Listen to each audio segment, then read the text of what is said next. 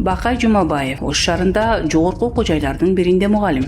Жуманын 5 күнү студенттерге сабак берсе, калган дем алыштагы 2 күнүн Ноокаттын Жатаң деген айылында өткөрөт.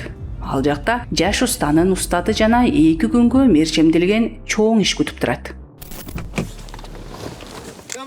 Ассаламу алейкум. Кандай жакшысызбы? Жакшысызбы? Насыл жакшыбы? Жакшы. Келип калдык. Куш келипсиңер, жан жаган күнгө туш келипсиңер болуп келип калдык. Башта бара албай турган калды, бир балчык болуп. Башта бара албайт экен. 2 күнү бир түнү менен таң атканча таң атышын жамгыр жагып.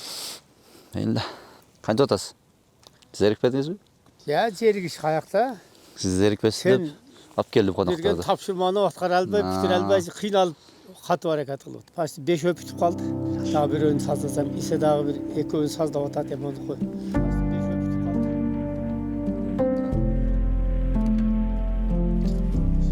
Дагы бирөөнү саздасам, исе дагы бир экөөнү саздап атат деп болду кой.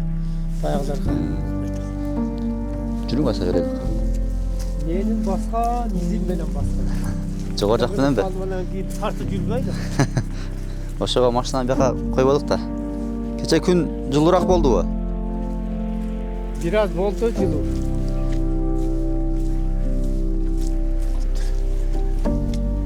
Устахана.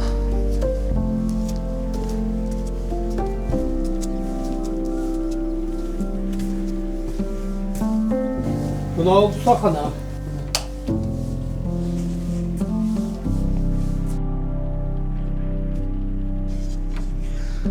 Бүтүрүп коюпсуз го? Бүтүп, мынасы бүтүп калды мына.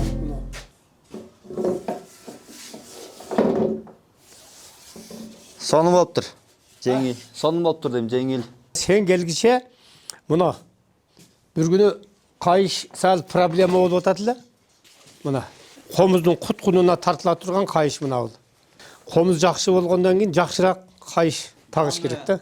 Жаңы тазасы жакшы болот. Тазасы жакшы болот. Ишиңи баштай берем келип кийинип сен дагы. Кийим которуп берейин.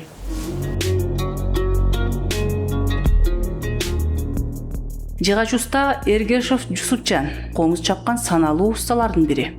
Бакай мырза комузду койгойтуп чапканды дал ушул устадан үйрөнгөн. Шакирт түшүп, улуттун улуу мурасына салымын кошкондордун катарына кошулуп жүргөнүнө 4 жылдан ашыптыр. Ош Ноокат каттап калганы да ошондон улам.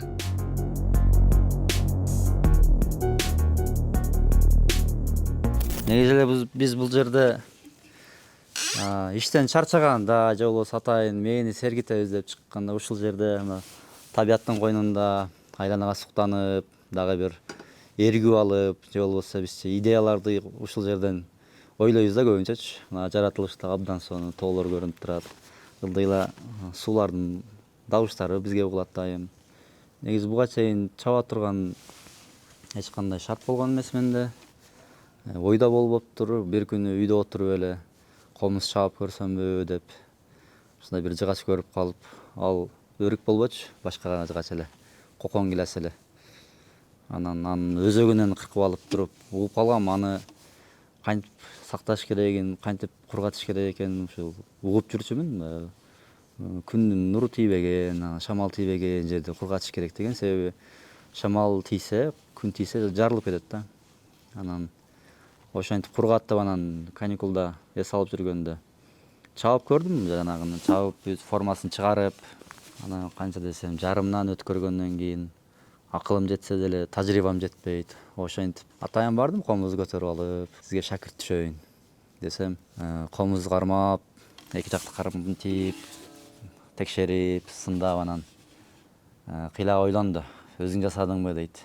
Ооба дедим. Кантип жасадың дейт. Кемчиликтерин ошол жерде турлап, ар бир бөлүктөрүнө чейин көрсөтүп берип, ошентип баягы миллиметр, сантиметрине чейин көрсөтүп, анан көп нерсени үйрөттү. Ишемби, жекшемби күндөрү келип, экөөбүз чогуу иштеп, кыргыздын мурасы болгон комуз аспабын жасап, алуучуларга беребиз. Көп учурда биз жакта усталар деле жок экен.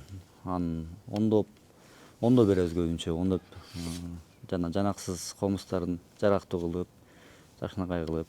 Кээде мына моюндары кыйшайганда чырылдап калат, бизде фальш деп коет, аны түзөп беребиз. ошол бүгүнкү күндө баардык кандай суроо талаптар болсо ошонун баарына жасап келатабыз. Мен жеке өзүм дагы деле изденүүдөмүн, ар кандай жыгачтарды көрүп атам.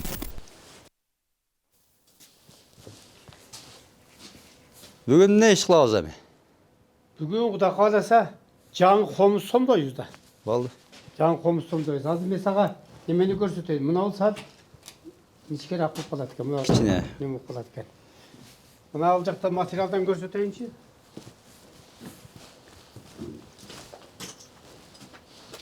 Так. Мына ал өрүк тактай. Шуну алайын ба? Алып чыгырчы шуну.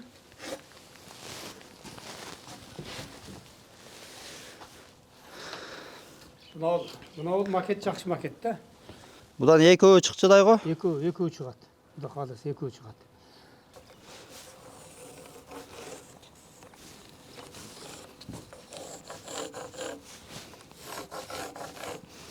Жанагы стандарт макетиңизби? Ооба. Стандарт. Мынаны сәл эми карбаганга удобный жеңилирээк болуш үчүн мына жерден чыз, бул жерден кырсып салабыз.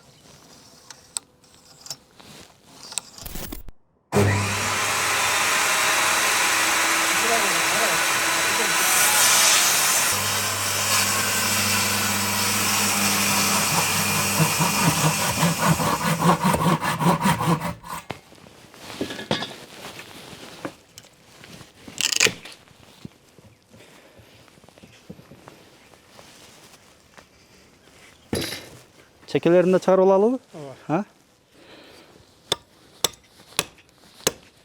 4-5 yıllık cıgaç. Aytым го, өрүктү көп жаткан өрүктү кайнатпаса деле болот. Иштесе калбайт өзү. Килдирип койгондон кийин. Ооба. Майы жок экен, чапсаң дароо эле кетет.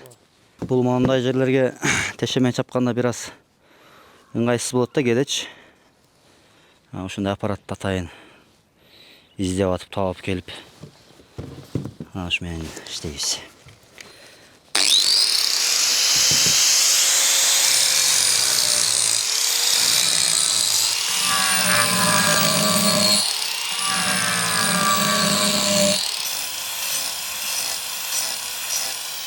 Бияктан баштай берейин, же бияктан баштайын ба? Мына жактан баштайын.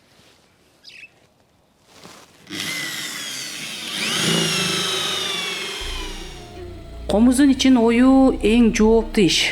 Шакирт чанакты оюп жатканда устанын ар бир кыймылын карап турат. Себеби бир аз эле ашыкча кетсе жыгач жукарып, комуздун үнү чаңырып калат.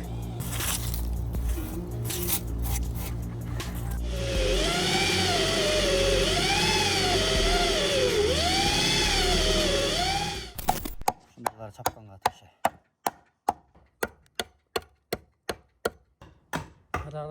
Тур чап атасыңыздар. Азыр эми ичи оюлуп чабылгандан кийин атайын биз өзүбүз жасалган насадка деп коебуз. Ошол менен комуздун чарасын бир аз ичин жукартып жылмалайбыз.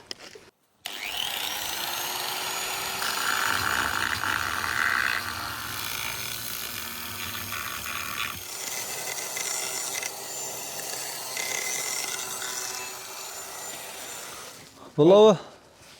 Болду, эми буну капкага даярдаш керек. Бул капкага даяр болуп калды. Чапканда ушу чабып эле акча үчүн чаппаш керек. Буну кызыгып, элге жакшы комуз тартуулаш керек. Себеби комуз башка инструменттерде эмес. Комузда кыргыздын көптөгөн тарыхы жатат. Мен жаш мезгилимде радио болчу эле, трансбая көтөрүп жүрчү болчу эле, ошондон комуздун үнүн укканда эле бардыгын өчүрүп комузду укчу элем. Азыр эле адамдардын бардыгы ошол. Комуздун ошол кыргыздын тарыхын сүйлөп бере турган кылып чабыш керек. Эгерде тили болгондо биз азыр эми көпчүлүгүбүз түшүнбөй калганбыз да. Кыргыздын кайгы муңун, кубанычын айта турган ушул комуз Токтогулдун комузу деп коебуз азыр. Комуз ошол формада болгон. Мындай мына жериндеги далысы жок болуп, кичинекей болуп, ошол мурунку чабылган комуздун формасы, эми азыр Токтогулдун комузу деп. Токтогулдан мурункулар деле ошону чеп жүргөн ошондой. Кийин анан өзгөртүлүп, мындай кылып комузду чабылды. Эми дагы өзгөрүп кетеби билбейм, эми 6 кыл болуп атат, 4 кыл болуп атат, ар кыл кылып атат. Олорду мен комуз деп эсептейм, комуз үч эле кыл болот. Эми капкак. Капкакка даяр болуп калды. Кайсы капкагыңызды басабыз? Акыры мына эки капкак бар. Экөөнүн бири мынасы. Ушунусун баса берелиби? Ооба. Кесип келейин. Ооба, кесип бер.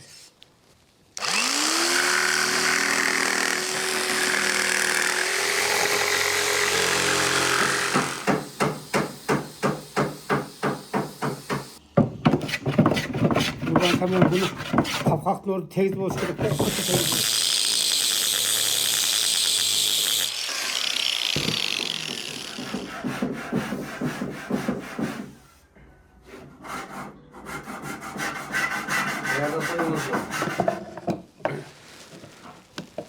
Капкакты ырастап алгандан кийин келейлеп, анан ушундай биз атайын шаймандар менен катырып алабыз. Азыр бунубуз капкакка даяр болду. Келейлеп атайын шаймандын жардамында катырып алдык.